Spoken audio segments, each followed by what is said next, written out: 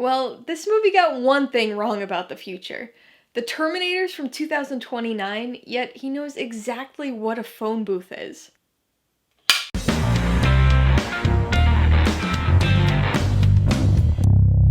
Hey everybody, welcome to Mainely Movies. Today I'm going to be talking about the 1984 sci-fi action film, The Terminator. If you're new here, please consider subscribing for a variety of movie-related content like reviews, rank lists, and trailer reactions. All of my reviews include a breakdown of the pros and cons, my rating, and some tailored film recommendations, so be sure to watch through to the end of this video for all of that extra content. The Terminator stars Arnold Schwarzenegger, Linda Hamilton, and Michael Biehn, and was directed by James Cameron. Set during 1984, it tells the story of Sarah Connor, a young waitress played by Linda Hamilton, who's been targeted for termination by a cyborg assassin sent from the future. With the help of a protector, also from the future, she must try to survive in order to ensure humanity's future. It's always interesting to revisit the early films in a long-running franchise, especially when those movies have become an iconic part of pop culture. "I'll be back" is probably one of the most frequently quoted movie lines of all time, and I would venture to guess that most people would be able to correctly identify a sunglasses-wearing Arnold Schwarzenegger as the Terminator, even if they've never seen any of the movies. Much like another iconic character, Rambo, the Terminator has become nearly synonymous with 80s action movies. And much like with Rambo, the general pop culture perception of the character and the franchise don't exactly line up with the actualities of the first film. Even as a casual fan of the franchise, I was a little surprised by the tone of this first movie. I've seen it quite a few times, but it's been a number of years since I last rewatched it. I had no trouble remembering the basic plot points, but I guess I went into it expecting a lighter movie than it actually is. This is pretty dark and grimy, not only in terms of the visual aesthetic, but also the plot. There are actually some pretty brutal moments of action in this, not to mention a touch of gore. It's mostly related to the Terminator's fleshy exterior, but there are also some bloody moments beyond that too. Given its spot in pop culture history and the countless movies that have been influenced by it, it's easy to forget just how unique and original the first Terminator movie was. It wasn't adapted from a book or a TV show, but instead came right from James Cameron's mind, or perhaps more precisely, from his dreams.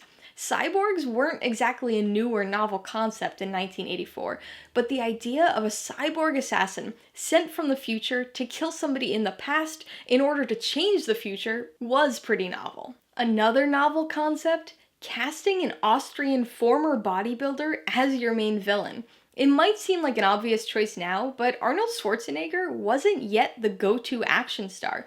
Plus, the Terminator character was originally written as a stealthy, everyman character who could easily blend into the crowd, something Schwarzenegger isn't exactly known for. In fact, he initially read for the part of Kyle Reese, but he was eventually cast as the Terminator, and it was a gamble that paid off. He brought a sense of formidability to the role, and both his size and accent only furthered the idea that he's a machine. He really doesn't have all that much dialogue, but the lines he does have are delivered in an interesting way. He's got a very robotic and threatening tone, but he's so matter-of-fact and literal that it injects a bit of humor, making for an all-around entertaining character. The other thing that really struck me on this rewatch was the transformation of Sarah Connor. Like I said, it's interesting coming back to the first movie in a franchise when you know the trajectory for its characters. It's really crazy how simple and humble Sarah Connor's beginning is. Even over the course of this single film, her transformation is impressive, but never feels jarring or out of place. Towards the end, when she barks out, "On your feet, soldier," it feels right for her character, 'cause it is her true character. Or is it? Was she always destined to become who she does? Or was it only because of the Terminator and Reese's trip to the past? Time travel's certainly an interesting thing. Alright, let's talk about the pros and cons. Pro number one is definitely Arnold Schwarzenegger as the Terminator. It's crazy to think he almost didn't play this character. It would have been such a different movie if they had gone with the stealthy Terminator plan. Schwarzenegger brought a degree of physicality to the role that was just so believable. You have no trouble believing that he's a cyborg, and you also have no trouble believing that he'll stop at nothing to complete his mission. The second pro is the tension. Right from the start, this movie does an excellent job of crafting a compelling story that puts you on the edge of your seat. You start the film knowing absolutely nothing, so when Schwarzenegger makes his dramatic first appearance, you have no idea who he is, how he got there, or what he wants. Even after Reese provides his exposition monologue, there is still a lot of unanswered questions.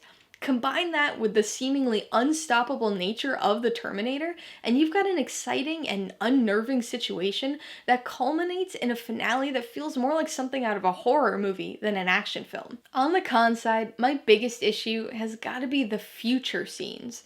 I understand the desire to show us what's at stake, but anytime the film cuts to scenes from 2029, it just drags for me.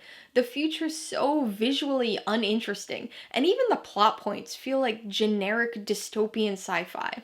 They really disrupt the pacing and even just the general flow of the story, and I would have much preferred if the film just exclusively stuck to the 1984 setting.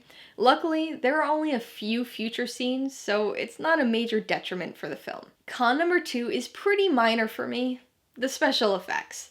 The practical effects were actually quite good, especially given the relatively low budget for the film. Things like the arm repair scene, or even the eyeball scene, are squirmingly realistic. But then you have other moments that are eye-rollingly bad now. Again, I can't knock the film too much given the technical limitations of 1984, but any of the electrical or laser effects are just so silly now. And the stop-motion endoskeleton scenes feel a bit off-kilter in a kinda distracting way. I'm gonna give The Terminator 3.5 out of 5 paws. It's got an interesting mix of sci-fi, action, and horror, plus a compelling story and one of the most iconic characters ever created. I would recommend The Terminator to anybody who's interested in sci-fi or action movies. It's dark and grimy for an action film, but still has plenty of shootouts, chases, and explosions. The time travel premise offers a more interesting and unique story than the typical bombastic 80s action movie, and it's the type of film that just about anybody will be able to find something to like in. Action, sci-fi, horror, drama, romance, it's got it all. If you liked The Terminator, I've gotta recommend The Terminator 2: Judgment Day. It's a continuation of this first film, set 11 years later, and offers a slightly brighter tone, plenty of action, and an unexpected relationship. If you like the cyborg elements of this movie, I'd suggest you check out RoboCop for another frequently brutal sci-fi action film set in a grimy dystopia. And if you appreciated the character of Sarah Connor, you should check out Alien for another movie that not only straddles the sci-fi horror line, but also features a strong female lead. Alright, a couple questions for you guys. Number 1, have you seen The Terminator? If so, what'd you think of it? And number 2, what's your favorite movie featuring a cyborg? Be sure to leave your answers in the comments below so we can get a discussion going. Alright, so if you got some enjoyment, insight, or information out of this review, I'd appreciate it if you'd hit that like button. And if you haven't done so already, please hit subscribe while you're at it to see more videos like this. Till next time, this has been Alyssa with Mainly Movies, the way life should be.